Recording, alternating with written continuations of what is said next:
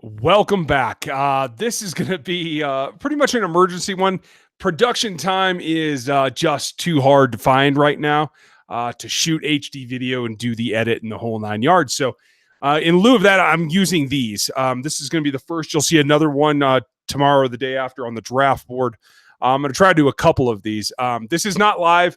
I know it looks like from the same camera angle and everything that this is one of my live Q&As. It's not, just a video. Want to give you some instant reaction to the Frank Clark trade. Big story. You heard me talk about it on Monday's Q&A that I thought a first-round pick was probably too high for him. But Frank Clark is now a Kansas City Chief, a premier pass rusher. I'm going to show you some of the way he stacks up to what they've had in the recent past. But long story short, didn't think this was really coming down, but it looks like the Chiefs gave them a noon deadline today so they get the rest of their ducks in order for the draft.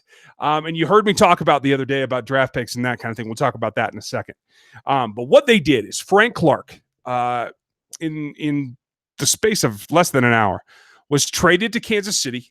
Chiefs gave up the number 29 pick, their first-round pick, as well as the lower of their 2020 second-round picks. So 2 picks for Frank Clark, one being a first-rounder. And a lot of folks have been back and forth about value on this. I think it's a little high, but I did say the other day I would have done 2 twos. And I would have probably even done 2 twos in this draft because he is instantly better than anybody you would have drafted at his position, possibly at other positions, depending on where they moved around and that kind of thing.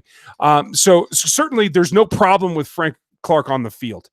He is productive. He has been productive, and he's been consistently productive. And that's really where he comes out ahead of the guys that the Chiefs have had over the last couple of years in Justin Houston and Dee Ford. It's the consistency. He's going to be 26 when the season starts. He's 25 now at the time of the trade. And he's been able to play all 4 seasons he's been in the league. You can't say that about Dee Ford. Dee Ford's been very hurt, and he's been literally a roller coaster of production. Justin Houston's been hurt lately, and as much as I was in Justin Houston's corner, I like the way he plays. I think he could have transitioned, but he would have been a little challenged to play in this particular defense. Frank Clark is not. He's going to be at home in Steve Spagnuolo's scheme. Did the same thing up in Seattle. He can move around. He can be inside. He can be outside. He can rush from both ends. And when you look at how productive he is, I'm going to show you this here. And this is courtesy of Pro Football Focus. We are one of their partners. I have permission to show some of these stats, but I'm not going to show their raw stuff as much as going to show exactly what my metrics are that I calculate off of, the things that I care about off of what PFF produces. And I'll share that with the screen now here. And so what we're going to see is that he kind of lands right in the middle. That's really the key. And when you look at it, maybe you're looking for a top 10 pass rusher. Well, Frank Clark is one of them, along with Dee Ford. Frank was tied for 10th in total pressures in 2018. Frank has produced sacks in the range of 10 plus each of the last 3 seasons. Dee Ford can't say that. And when you look at where they stack up, this is pressure rate. This is different than what PFF actually produces. They weight things towards sacks. I look at how often a pass rusher gets pressure, and that has to do, it comes out in a percentage of the times that you pass rushed and the pressures you produced. Where did that come out? Dee Ford at 14.9%. Top, 11 or 12 by the time it's filtered. Frank Clark just a little bit behind him, and Justin Houston at 14.4. So all within a percentage point of each other. Frank Clark is right in the middle. He plays with more power, but he does get that kind of production above and beyond what Justin Houston did last season, and just short of what Dee Ford did in terms of total pressures. But when you look at it, and you see the fact Ford did get more pressures per game, and that's good because of all that. But the sack percentage is what you want to see too. That's the number of times that out of pressures, how many times does he actually get home and make the sack? And there, he's much more along the lines of Justin Houston, closer to Houston than he is to Ford. It's roughly a little bit Maybe it's split the difference. I don't know. It's right in the middle. But that goes along with everything else. 20% of the time, if he's able to get pressure, he's able to get a sack. And that's definitely a loss in yardage, as well as what would normally, pressure is going to generally lead to incompletions. So that's productive, and that's what you want to see. Now, they lost 2 of these guys in the offseason, and that is significant. That's not a stretch to say that it's a little bit farther than what you're going to now, where you have one pass rusher that is that capable. But when you put it together with what they've done in building a rotation at the position, Frank Clark's a starter. Will they start Breland Speaks? Will they start Alex Okafor? Will they start Emmanuel Agba? I assume that Jeremiah Adauchu, I can't, however I say that. I assume he's coming in relief, but that's a rotation. Then you have K-Pass waiting in the wings. I don't know if he makes the roster. I don't know if they try to trade one of these guys because there is value in those positions. A lot of them are new, but they're all Spags guys. They're all big defensive ends that can move well, that can come inside, that play with power first and work off of that. And I think that it's a good pickup for this defense. And Spagnuolo has always done well when he can get pressure.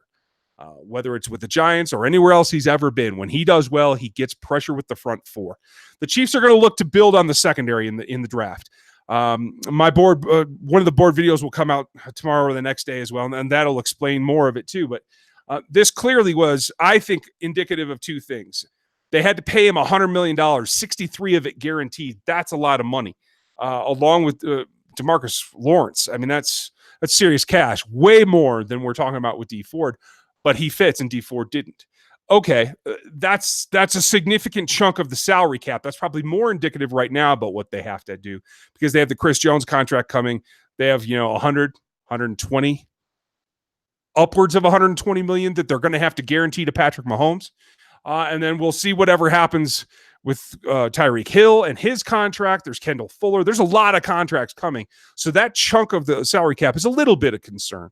But the biggest thing is he's got some off-the-field history, and the Chiefs have to feel by making this trade that he's past that and that he's a solid citizen. They don't have to worry about that, especially with the Hunt and the Tyreek Hill thing.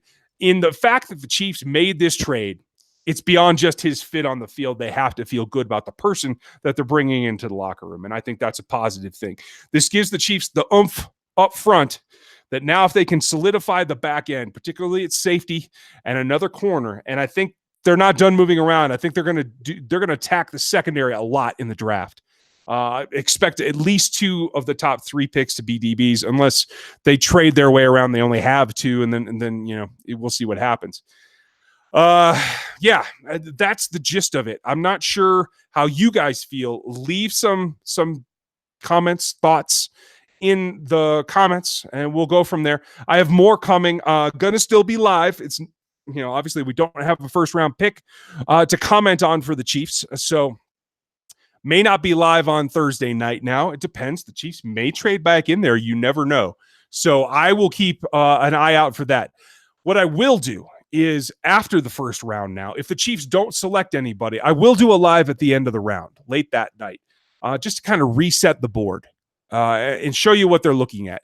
Show you what they may be trying to do depending on who's left and who's where. There's a lot of solid. And if you saw the draft board, check that out. It's over at Chiefs Digest. You can get it in the show notes. Make sure you grab the Athletic Matrix draft guide too, because athleticism is going to go in now that they're focused a little bit more on DBs, maybe some wide receivers. Definitely athleticism is key for those positions. So keep an eye at that. And we're going to go through some of those. There's a lot of day 3 guys that might be able to help them as well. More developmental, but they can help. But I count 14 players that you can take on day 2 at various spots that can help the Chiefs secondary and make this defense even better. So I'm looking forward to taking a look at that. So there will be something live on draft night, Thursday night, and who knows, we could see fireworks. They could do some more. So let me know what you think in the comments. Give that thumbs up. Pass the word around. Get as many people on here for these lives as we can. I love having a big audience, so we have a lot of Q&A. So everything else will proceed as normal. Hope you had a good day. Look for more coming in the next couple of days, and I'll talk to you then.